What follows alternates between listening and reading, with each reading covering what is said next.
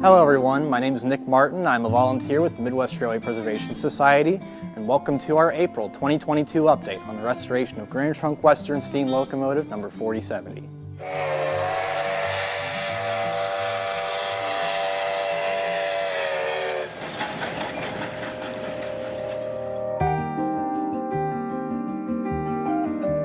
Since our last video update, we've hit the ground running with the 4070 project.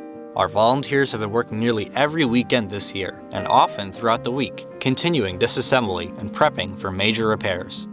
The center of activity recently has been on the smoke box. Due to severe deterioration, the smoke box needs to be removed and replaced with an all-new one. The rivets joining the smoke box to the boiler and the bolts securing it to the frame have all been removed. Bolts have been temporarily installed in the rivet holes, and cross-bracing has been welded inside to maintain structural integrity in the meantime. In addition, Midwest has recently acquired a pneumatic rivet buster for use on the smoke box, and a number of other pneumatic tools in our collection have been sent out for repair as well. Not only will the removal of the smoke box allow for its replacement, it also eases access to the steam chest, which is where the crack in the locomotive's frame is located. To allow further access to the steam chest, the running board steps and smoke box supports have been removed, and large sections of the pilot deck have been cut away. Originating from a 1950s accident, the crack in the frame is to be gouged out and repaired by welding. The crack is located at a point that sustains a great deal of force during the locomotive's operation, and addressing these issues now will prove crucial in the safe operation of the locomotive in her next excursion career. Meanwhile, our documentation and disassembly teams have been hard at work organizing and tagging removed parts. Each removed item is photographed and tagged immediately upon removal to ease the reassembly process when the time comes. The removed parts are then palletized and placed in storage. Likewise, parts that are stored elsewhere on the property are also being located and moved to storage. The large warehouse building is the centralized location where all of the locomotive's removed parts are being stored, and this space is looking to become much more cramped in the coming months. The Salt4 area is receiving more upgrades and changes as work on the 4070 accelerates. A dedicated work table and cabinets have been created, and things are looking brighter around here thanks to these new LED work lights. These upgrades provide our volunteers with a safer, cleaner, and more organized environment to perform work, especially as the 4070 approaches heavy repairs. So as you can see, we've been making a lot of really great progress on the 4070 over the past several months, and we'll have more to share with you in just a moment. But first, we are excited to announce that open houses are back. Our first open house of the year is on Saturday, April 16th from 11 a.m. to 4 p.m. here at the historic B&O Roundhouse in Cleveland. You'll get a full tour of the Roundhouse and all of our historic equipment. The Easter Bunny will be hopping in for a visit. We'll have raffle tickets for sale. We'll have merchandise for sale. It's sure to be an event for the whole family to enjoy. Again, that's Saturday, April 16th from 11 a.m. to 4 p.m. here at the Midwest Railway Preservation Society, 2800 West 3rd Street, Cleveland, Ohio. And you can find out more at midwestrailway.org/events. And now back to your restoration update.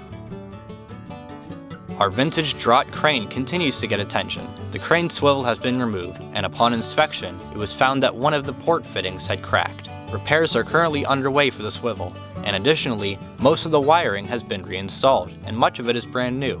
We're estimating that the draught is 75% through repairs, and once complete, this versatile machine will enable us to easily remove large parts from the locomotive, a task we'll be getting quite used to as disassembly continues. Work on the tender frame is also ongoing as additional parts and appliances have been removed. Additionally, a close inspection of the tender's brake rigging revealed that the cylinder and valve are in need of further attention and will need to be sent out for work.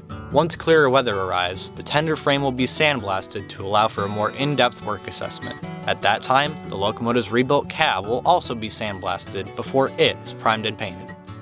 Over the past several months, the 4070 committee has been busy re-establishing contact with former members of the locomotive's operating crew, including former board members Paul Trevisano and Doug Fink. They've been able to give us a great deal of insight into previous repairs that had been made, along with plenty of valuable advice on our next steps. We've also received an extensive collection of maintenance records and documents, which will help inform the committee's decisions for the project. We'd like to give a big thank you to all of the former crew members who have reconnected with us. It is sure to pay off in spades as we press forward. In other news, Midwest was the host of the Railroad Passenger Car Alliance's 40th annual conference back in January. This conference is where private railcar owners and rail preservation professionals gather to trade advice and ideas, cultivate relationships, and learn more about our vast industry. The conference, held over 4 days in January, featured several lectures, classes, and tours. But on Saturday, January 15th, the spotlight was on Midwest's historic B&O Roundhouse in Cleveland, Ohio. Indeed, many of the attendees did descend on the Roundhouse that day, and we're glad to report that the open house was a resounding success. Midwest would like to extend a huge thank you to all who volunteered in any capacity for making this conference a real home run, and we'd like to particularly thank the Alliance for hosting their conference with us this year. We look forward to their next conference coming up next January at the North Carolina Transportation Museum. Make sure to visit their website for more information. And that's what we've accomplished in the past few months. It's been an exciting time here at the Roundhouse lately, and we need your help to keep up the momentum and get the 4070 back on the road. To make a donation, become a volunteer, or learn more about our projects, visit us online at midwestrailway.org. Your contributions are vital to see this magnificent machine under steam again.